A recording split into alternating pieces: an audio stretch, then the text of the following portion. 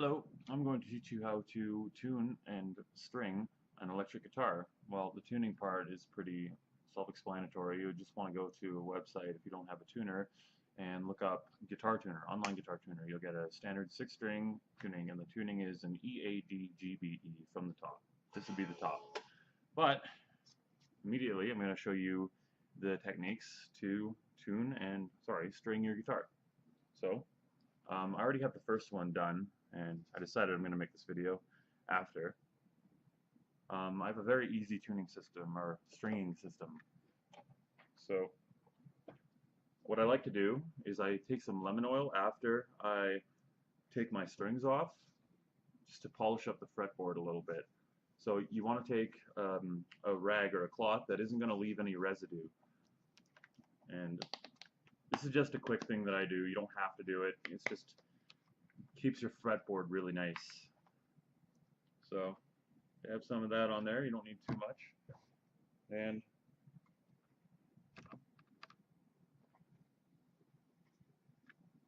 so we've got just a little bit there. And I just go up and down in the fretboard like that.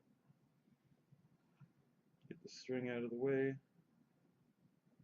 These are brand new strings, so it's good to stretch them. In fact, you might want to take some time when you have them strung and just pull on them a little bit, and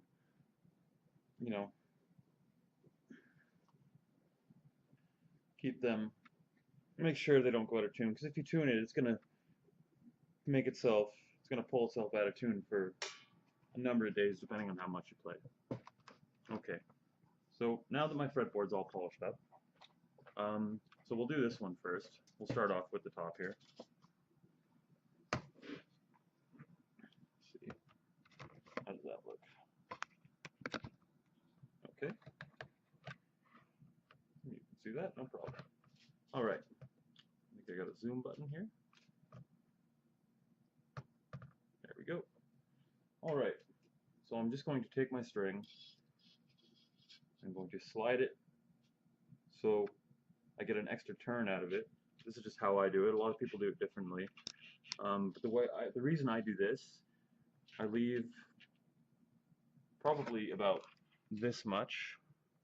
Hard to see with the zoom.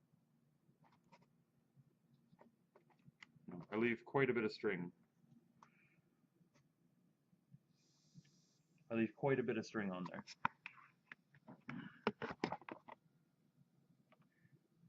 And you just pull it a little bit, and then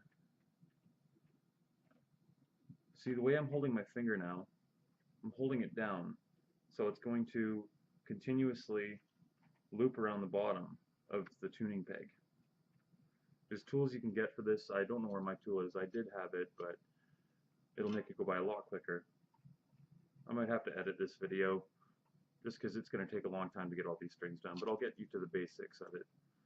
Anyway, so just keep holding it down, and the string will continuously underlap underneath the already wound part of the string. The reason I do this is because it completely minimalizes slipping.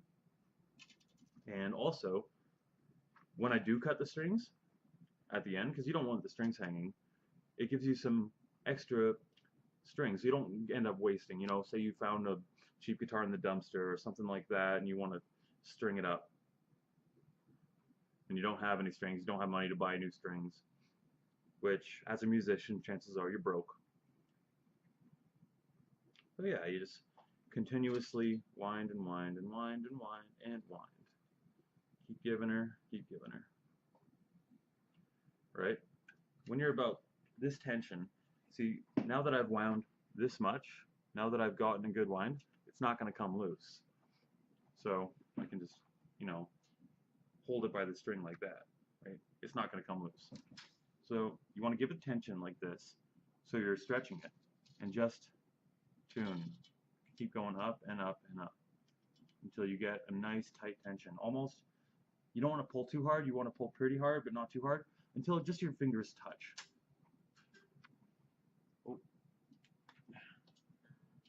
Until your fingers just kind of gracefully touch the fretboard. Alright. I'm using New York XL brand strings. These are good for me. I love them quite a bit actually, and I use them because I play metal, but I play a really rhythmic, soft kind of metal. I don't play gent or anything like that. I don't need fucking 72 gauge A strings and whatever else. It's just I like a nice kind of classic rock, almost progressive metal sound, and XL does it for me, really, really well. And if you're wondering about my hardware, I'm using a Washburn. I think it's called an XM, but I can't quite remember. With Seymour Duncan, regular Seymour Duncan, I think T48 pickups. I can give you a display of the sound after. I might as well. Oh, you know what? Here's what I did. So I have. This is a really easy tuning system. It's just a guitar with holes in the bottom. I mean, you have the same with most acoustics. You just put a peg in it. For this, the peg is the guitar. You just pull it all the way through. Just bam. Really easy tuning system. Really easy stringing system. And same idea. Now you get about this much in. You want, you know, a good, say 4 inches, 5 inches, depending on the string length. Wrap it around a couple times while holding it down. And see, the way I'm holding it is I'm using my ring finger to hold the string up, and then I'm using my pointer finger to hold it down. So I'm getting kind of an arch with the string. And you just want to tune it back up. Up and up and up. So you get a good tension going. Enough tension so the string isn't going to slip.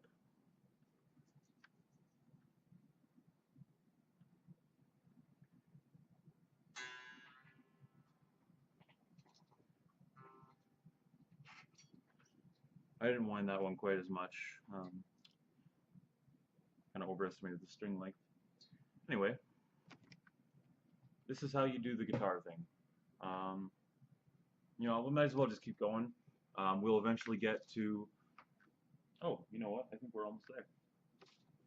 So one more string, and we'll get to the non-wound ones.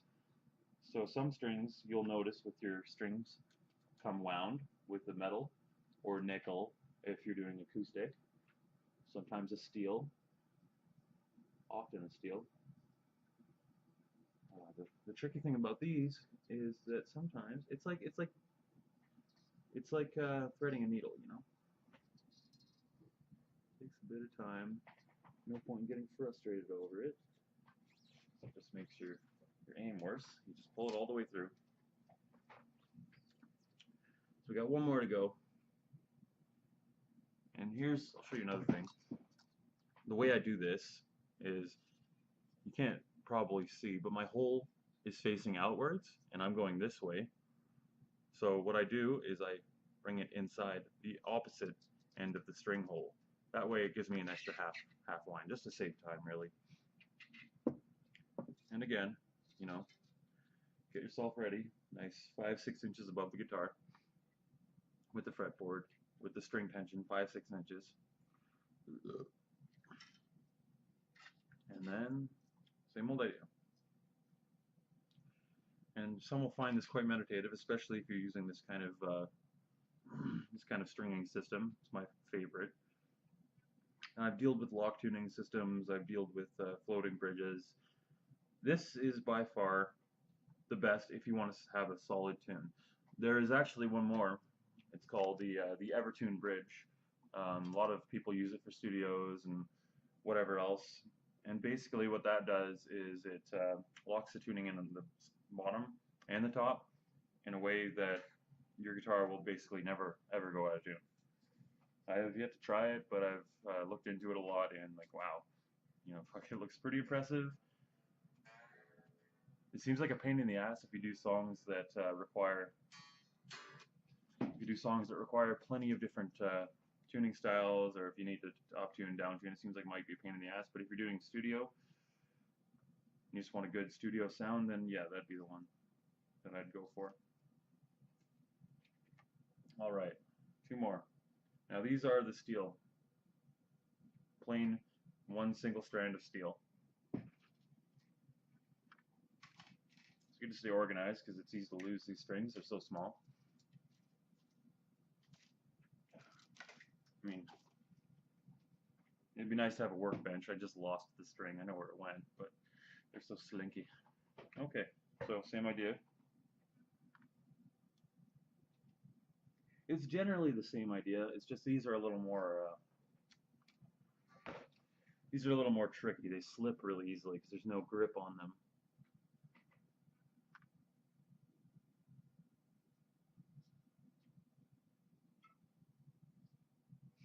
So what I like to do with these is give it even more room to wind. Less slippage, right? So if you look here, this is how much I have on this side. Not even 3 inches, 4 inches. So the same idea, it's just a little more tricky.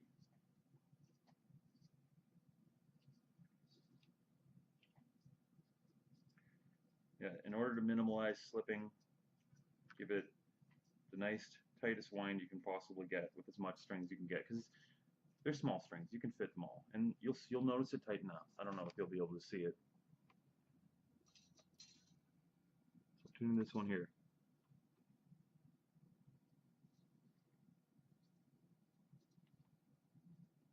You can see it just slowly wrapping itself a little tighter and tighter around there. You just want to keep on going. It'll tense itself up, don't worry about that. Just keep going and going. And this method on this side that I'm doing here works for every single guitar. Certain guitars have different bridge systems and whatever else on the bottom, so be wary of that. Like, look into what your guitar is. You might need to do some Allen key adjustments to get the proper tune out of it. And anyway, so I have a pretty good wind here. I'm just going to pull on it, test it out. No slippage. I'm going to tighten it up real good. Okay, so I don't have any slippage. I hold it like this and I tighten. Holding it above the guitar and I just tighten. You see my hand going down. Like I said, once it touches the fretboard, I'm going to let it loose.